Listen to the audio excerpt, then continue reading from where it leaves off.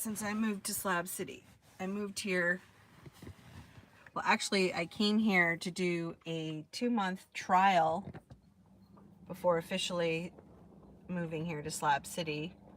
But so I arrived January 8th of 2024.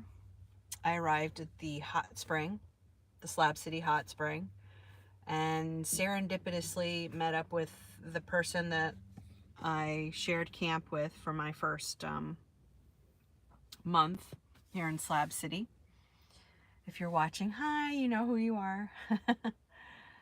And so yeah, that during those first 2 months, I just absolutely fell in love with Slab City.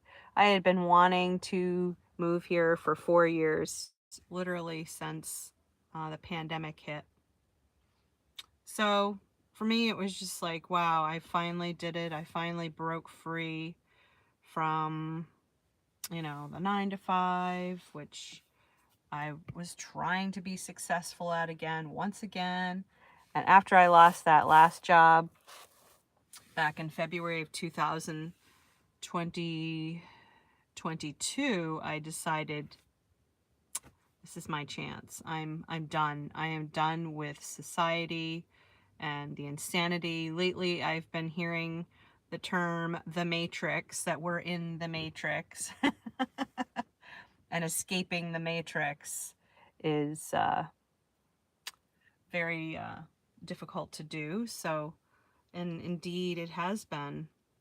I've been trying to escape the insanity of a society that continues to, quite frankly, rape and pillage the earth without any consequence. And, you know, I've been part of this too, because I live in a society that does this to the earth, without going into all the gory details.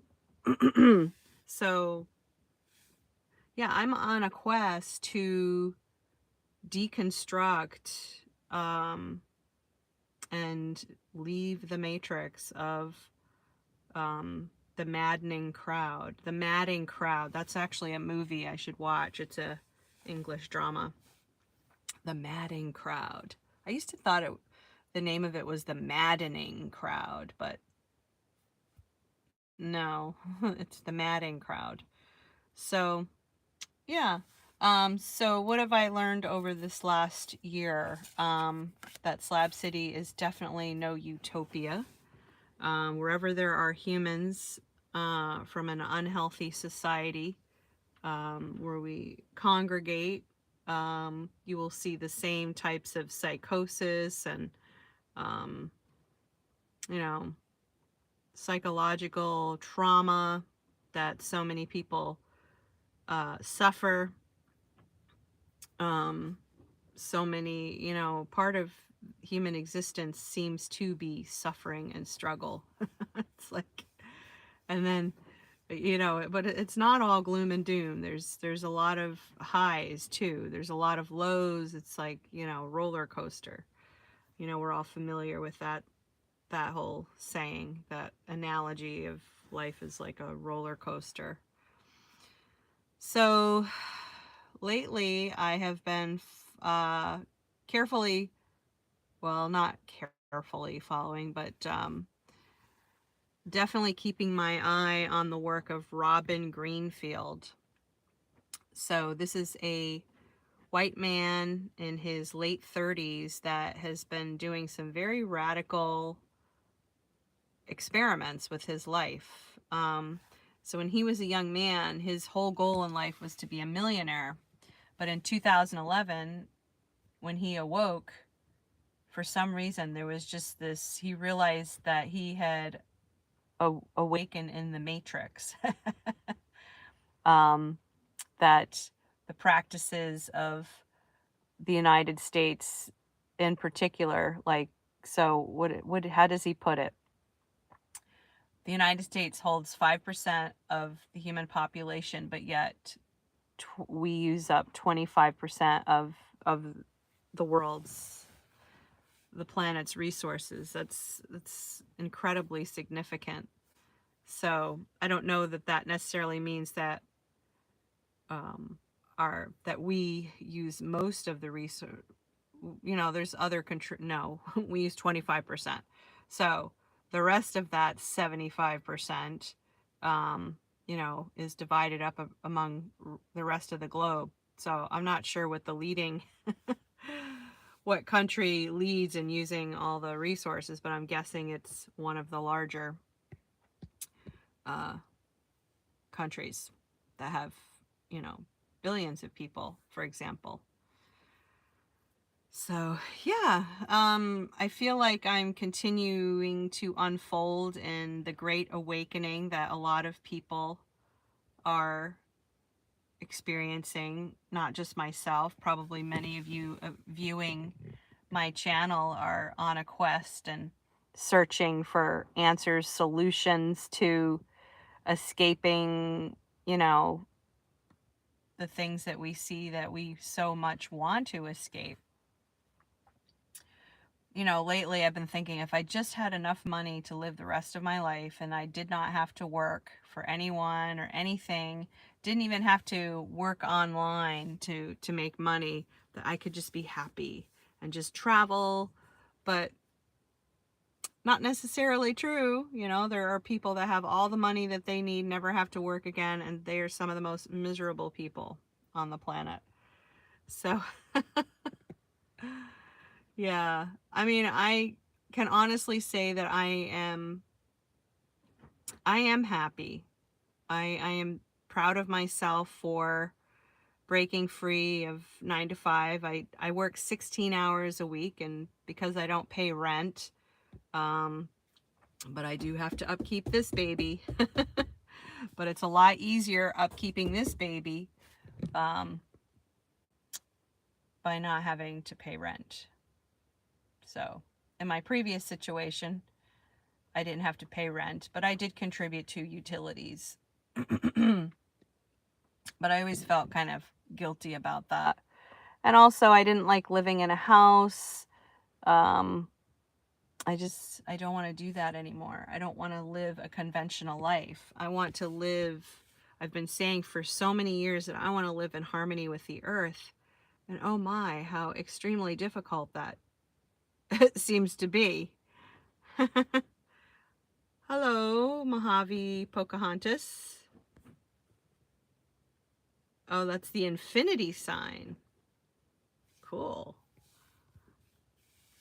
I like the sound of your name. I'm curious if that means you're Native American, because I really have a deep respect for Native Americans, because we are living on stolen land here. Like, yeah, no joke.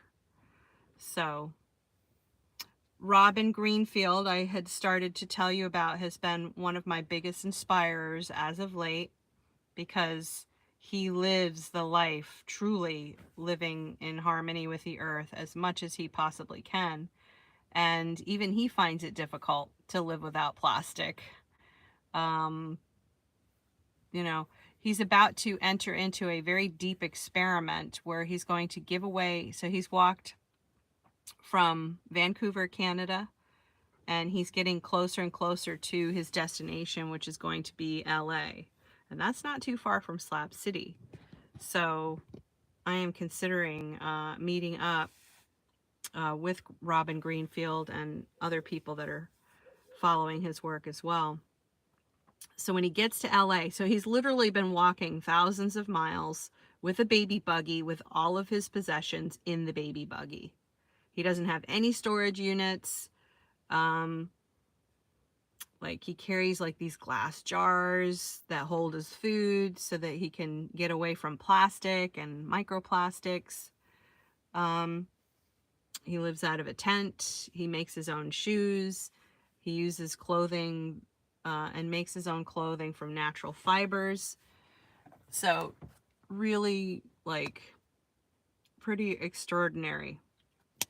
He also, just to give you a little bit more background about Robin Greenfield, also check out his website, robingreenfield.com. Check out his YouTube channel, robingreenfield.com. But he grew and foraged his own food for a whole year in Florida and lived off of only that food. He did not eat out. Um, he only ate the food that he grew or foraged. Pretty remarkable. So he actually did a series of YouTube videos about that. He also has shared videos with us about downsizing his possessions. So he downsized significantly to 111 possessions and then 44 possessions. And right now, he might have a bit more than 44 possessions. But when he gets to LA, he is going to give away all of his possessions. And he's going to enter into what he calls non-ownership. So, and he intends on doing this for 3 months. He's going to join a Vespaniana, I think it's called, forgive me if I'm mispronouncing it, but he's going to join a 10-day silent retreat at one of those places where you can train to do that. I know Wonder Hussy also did such a thing as that. Sorry, my little hairs are growing on my face. So as we age, I notice that I'm getting more and more little hairs, and they kind of annoy me, to be honest. And plucking them, it's like staying on top of that. It's a pain in the butt. I've tried shaving my, you know, like when I'm shaving, I've started shaving here too. But anyway, that's why I keep touching my face, because feeling all those little pricklies that need to be plucked or shaved. Full transparency. So by the way, Robin Greenfield is also doing a series of videos. He calls it his transparency series, where he divulges all of his secrets. And that's pretty interesting, because I come from an intentional community called Network for a New Culture, where we learn such skills about opening up ourselves and not being afraid to be transparent. Yes, Mojave Pocahontas, I am aware of those fires in LA, and so is Robin Greenfield. So he still seems to be planning to be headed that way. He may not be able to get in.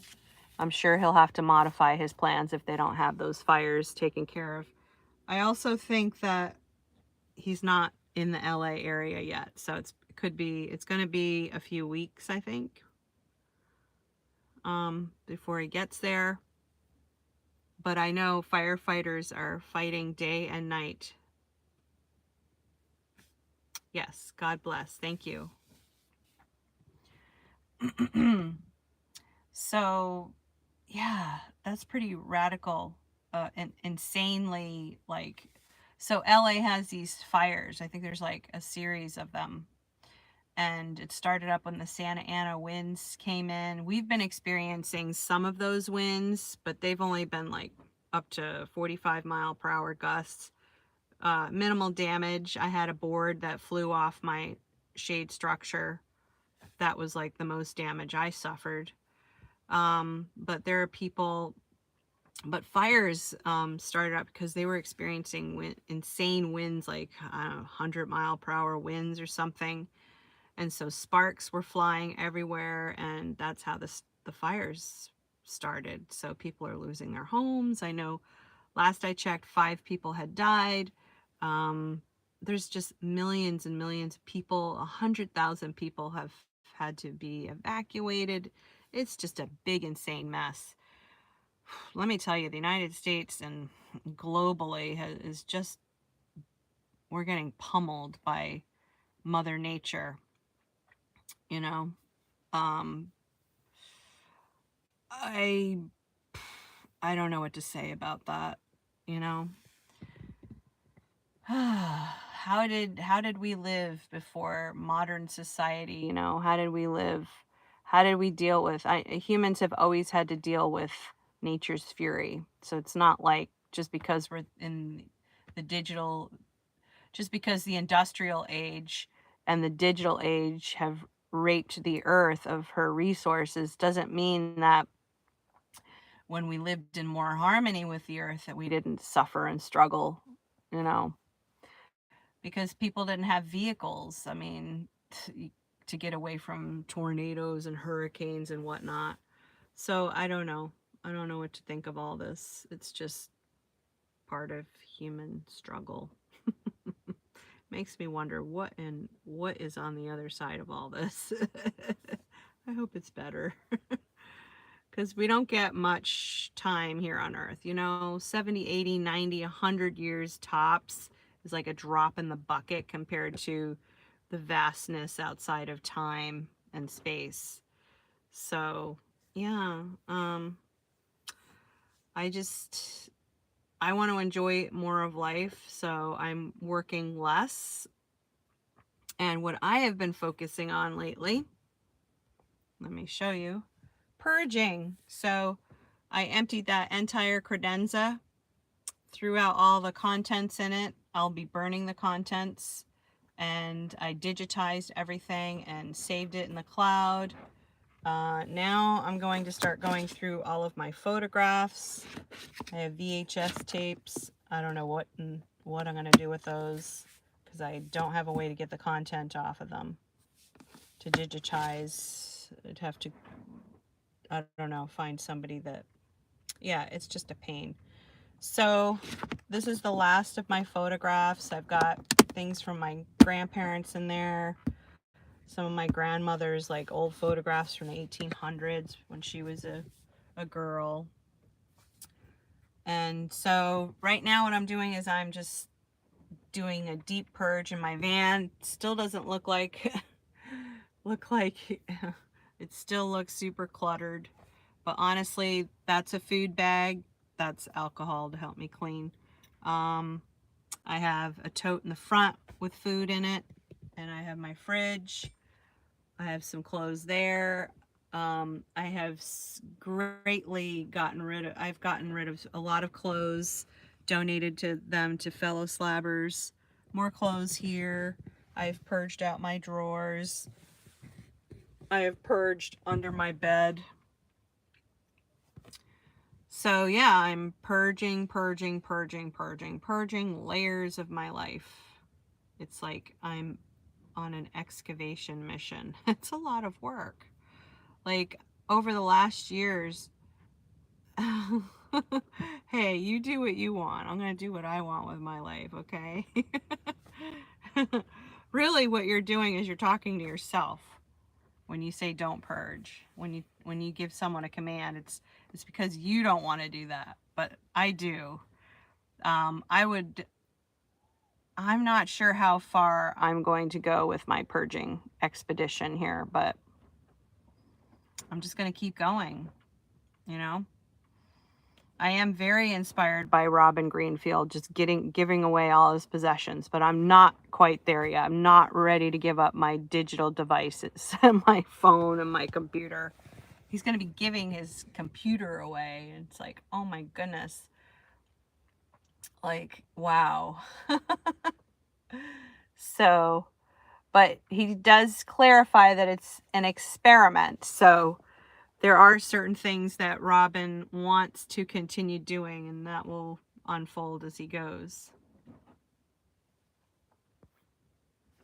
Yeah, Mojave, what I may do is just send those photos to other family members. That's what I'm considering doing. So, but yeah, I understand your concern because you wouldn't do it, right? So, yeah.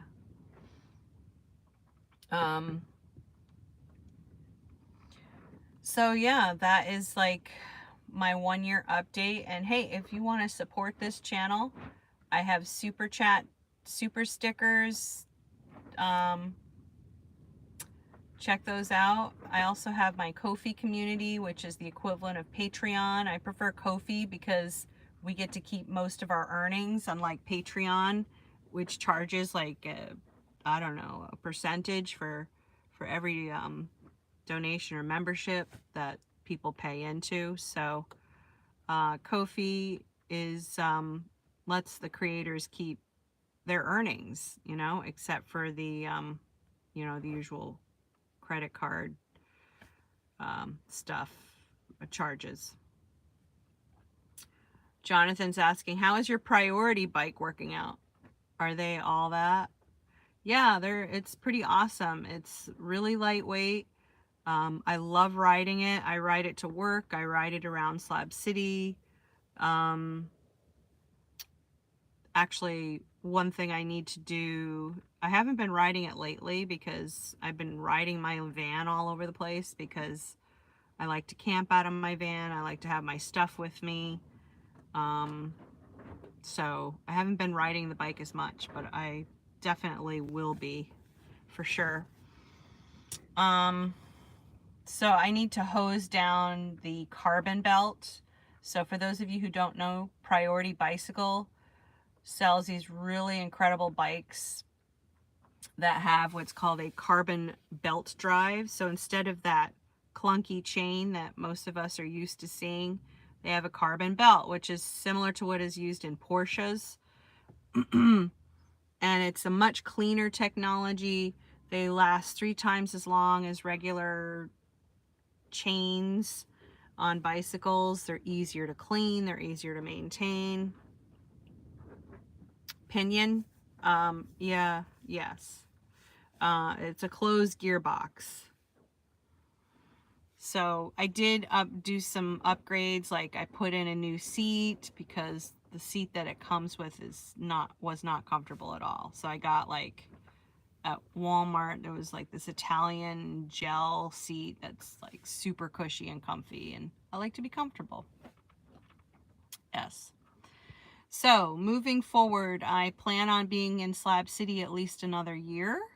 Committed to work at Salvation Mountain, but I'm not sure, honestly, how my life will unfold beyond that. But it will probably be. Oh, hi, Step Van Dan. Hugs from Minnesota. Awesome, Minnesota. I bet it's chilly there. Mojave says, I loved my 85 or 500. I'm not sure what you mean. Is that a bicycle?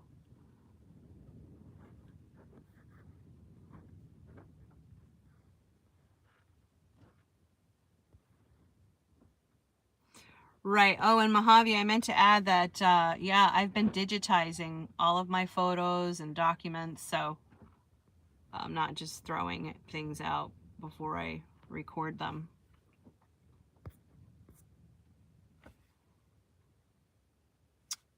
Oh, 7 above tonight. Wow. Oh, a great dirt bike back in the day. Sounds cool. So I literally have not owned a bicycle since I was, well, actually, my grandfather Vito got me a banana seat bicycle when I was a young girl. I was like 7 years old.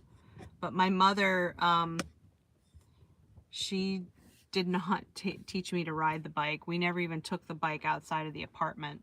So I never used it. And when I was in foster care, I used one of my foster brother's bicycles. And then, I was almost adopted by one family, and they bought me a red 10-speed, which didn't last very long. It ended up breaking, and I don't know what I did with it, but I didn't really ride it after it broke. So, I don't even know what happened to it. I got adopted by a pastor and his wife in 1988, and just don't know what happened to the bike. There's no cloud, it's just someone else's computer. Yeah, well, it is what it is, and this is what I have. So, I am beginning to practice non-ownership myself. I am letting go of possessions, and I feel good about this. It just makes my life more mobile, more easy to deal with. Like, if I want to eventually live out of a backpack and a tent, who knows? Maybe I will do that. But it would take a lot for me to want to get rid of Evergreen Queen. And the way I treat her, I think she'll run for many, many more years. I drive her minimally. I make sure she gets all her oil changes, and I keep her up, and I have a little job where I can keeping her up. So that works for now. Mojave's giving pointers. Bury the old pictures under a, yeah. I just don't want them. I really don't. I'm going to send them to relatives or, you know. So, all right. So the trajectory of my life is unknown. I am just going to continue my work at Salvation Mountain, continue living here in Slab City, just day-to-day life, purging, continuing my deep purges, enjoy life in between. So when I'm done purging, my next project is going to make sure that my van has all the repairs it needs. I'll be working on those one at a time as I can afford them. Then I got to focus on seeing a doctor and getting my annual physical, make sure that I'm healthy and strong, because at the end of the day, my health is like absolutely paramount. And that's why I try to eat a clean diet as much as I possibly can. Thank you, Mojave. Appreciate you. Appreciate me helping to take care of the mountain. It's definitely a team effort. So yeah, just living life and trying to enjoy more of life is what I want to do here in Slab City. So once I take care of like my personal possessions and get rid of clutter, my health in order, well, make sure that my health is in order, make sure that my home is in order, Evergreen Queen, my bicycle. Oh, I've been researching getting a great bike rack. Let me tell you, bike racks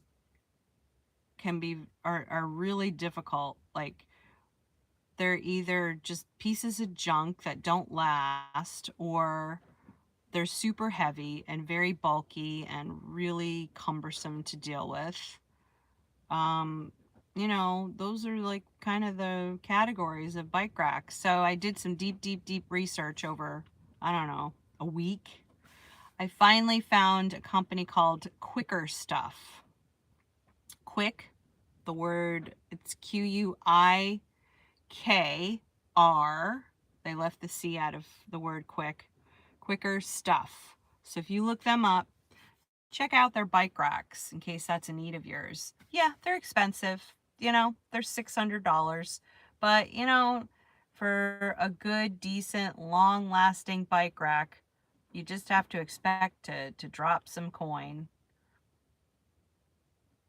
Buy a motorcycle rack and put, oh, a motorcycle rack.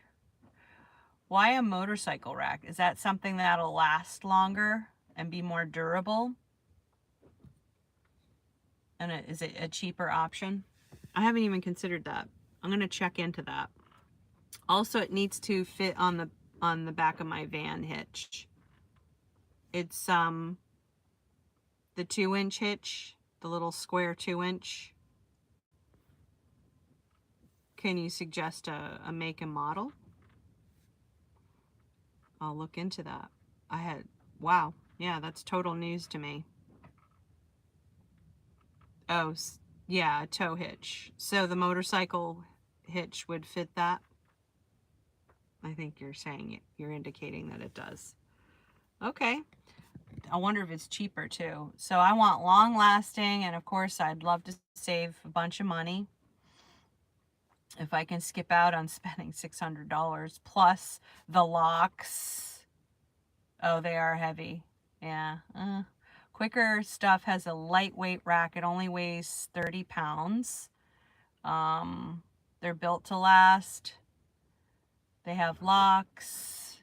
Of course, I suppose you can always lock up a bike, even on a motorcycle rack. So I'll look into it. Because it's for a bicycle, it will be more. Okay. All right. Yeah. Thank you for that tip. I definitely appreciate that. So I do still think about escaping Slab City summer. I really wish I could do it this summer, but again, I'm committed to being at the mountain for this year. But looking ahead, I definitely want to escape Slab City summer heat in the future. I want to, if I'm going to continue working at the mountain, I will leave. I've already discussed with them about leaving at the end of June when it starts to really heat up here. I used to leave here at the end of February because I used to chase 70 degrees all over until I couldn't find it anymore, because it was July, you know, July, the hottest month here in the northern hemisphere. So my tentative goal is to be able to van life, you know, up north, not at 76 degree elevation, 76 feet elevation, but more like 8,000 to 10,000 foot elevation. Escape the heat and then return in time to work probably again at Salvation Mountain. That's my tentative plan. Plans are written in jello is the famous nomadic saying. So, hey, I really appreciate you folks watching this 1 year update. Let's see, what else can I share? Do you folks have any questions before I sign off?